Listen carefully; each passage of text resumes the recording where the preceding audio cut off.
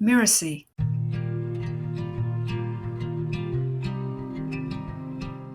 There was once a prince who wished to marry a princess, but she must be a real princess. He travelled all over the world in hopes of finding such a lady, but there was always something wrong. Princesses he found in plenty, but whether they were real princesses, it was impossible for him to decide. For now one thing, now another, seemed to him not quite right about the ladies. At last he returned to his palace quite cast down, because he wished so much to have a real princess for his wife. Hi, I'm Lisa Bloom, the story coach, and you're listening to Once Upon a Business. In each episode, we explore a story, a fairy tale, folktale, or traditional story, so that we can discover the amazing lessons relevant for business and for entrepreneurs. One evening, a fearful tempest arose. It thundered and lightened, and the rain poured down from the sky in torrents. Besides, it was dark as pitch. All at once, there was heard a violent knocking at the door. And the old king, the prince's father, went out himself to open it. It was a princess who was standing outside the door. What with the rain and the wind, she was in a sad condition. The water trickled down from her hair and her clothes clung to her body. She said she was a real princess. Ah, we shall soon see about that, thought the old Queen Mother. However, she said not a word of what she was going to do, but went quietly into the bedroom, took all the bedclothes off the bed, and put 3 little peas on the bedstead. Then she laid 20 mattresses, one upon another, over the 3 peas, and then 20 feather beds over the mattresses. Upon this bed, the princess was to pass the night. The next morning, she was asked how she had slept. "Oh, very badly indeed," she replied. "I have scarcely closed my eyes the whole night. I do not know what was in my bed, but I had something hard under me, and I'm black and blue all over. It has hurt me so much." Now it was plain that the lady must be a real princess, since she'd been able to feel the 3 little peas through the 20 mattresses and 20 feather beds. None but a real princess could have had such a delicate sense of feeling. The prince accordingly made her his wife, being now convinced that he had found a real princess. The 3 peas were, however, put into the cabinet of curiosities, where they are still to be seen, provided they are not lost. Wasn't this a lady of real delicacy?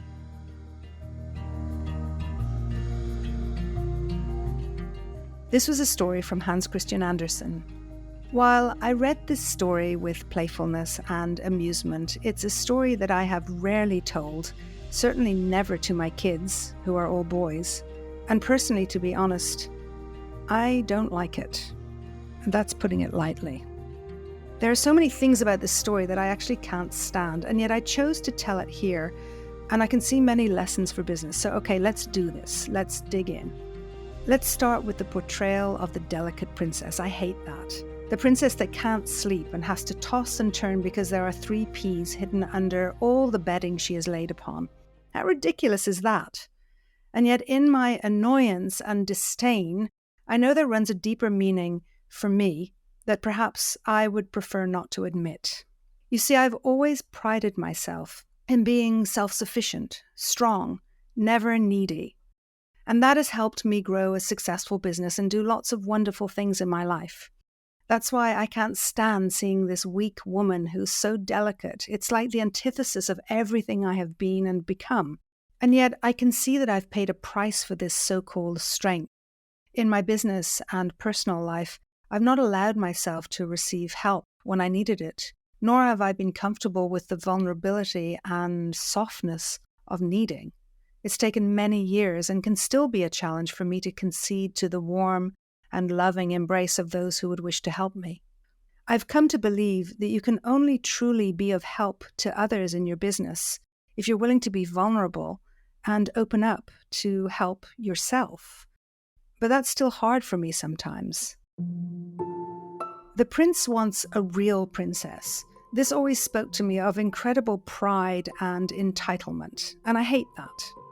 And yet there are important lessons here too. Firstly, that when we want something, We shouldn't compromise. We should believe in our own worthiness to get what we want. It's okay to believe that we deserve the best and that we are worth it.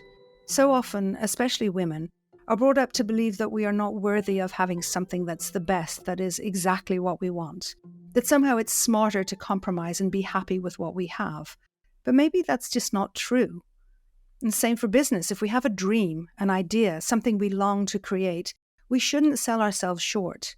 We should go all out and stop at nothing, put our hearts and souls into it, and only then can we create our dream. Secondly, maybe this is a call for belonging, that eternal search we all find ourselves on, in our personal lives, in our relationships, and in our careers and businesses. How do we find our true path? How do we find the person we should be with, the work we can love, a life of meaning and impact? Perhaps this is what the prince is teaching us, to keep searching, to keep wanting, and to know what we truly desire is out there. When the princess arrives, the story says she's in a sad condition, wet to the skin from the wind and rain, and they doubt she's a real princess. This speaks to the times in our life and business where we encounter something that may be what we truly desire, but it's not in plain sight. We need to figure out if it's the real deal. We need to put it to the test. It reminds me of my really strong desire to become a storyteller. The first time I heard a performance of storytellers, and I felt it in my bones, the recognition that this is me, this is what I need and want to do, this is who I am. But I was unsure and I was cautious.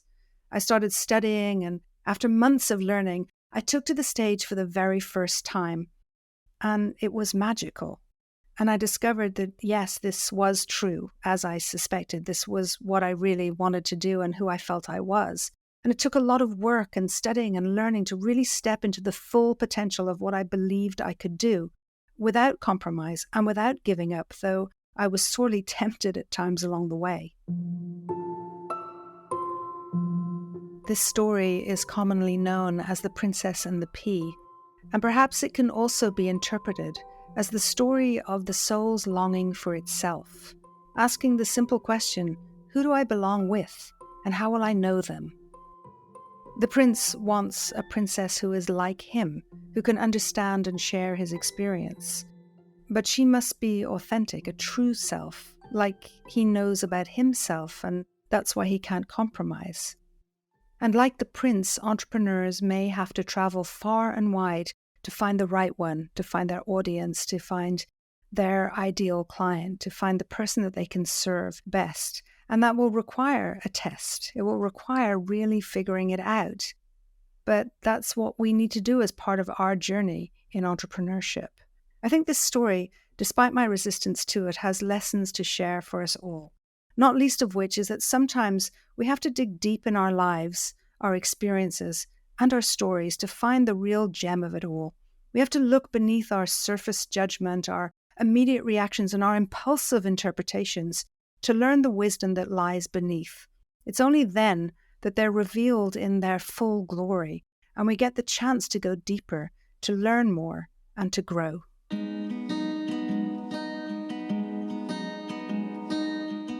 I'm Lisa Bloom, and you've been listening to Once Upon a Business. You can find out more about me at story-coach.com. That's story-coach.com. Once Upon a Business is part of the Mirasee FM podcast network, which also includes such shows as Blowing Up and For Better or For Work. This episode of Once Upon a Business was produced by Cynthia Lamb. Mishi Lance assembled the episode. Danny Inney is our executive producer. To catch the great episodes that are coming up on Once Upon a Business, please like and follow us on Mirasee FM's YouTube channel or your favorite podcast player. And if you enjoyed the show, please leave us a comment or a starred review. It's the best way to help us get these ideas to more people. Thank you. We'll see you next time.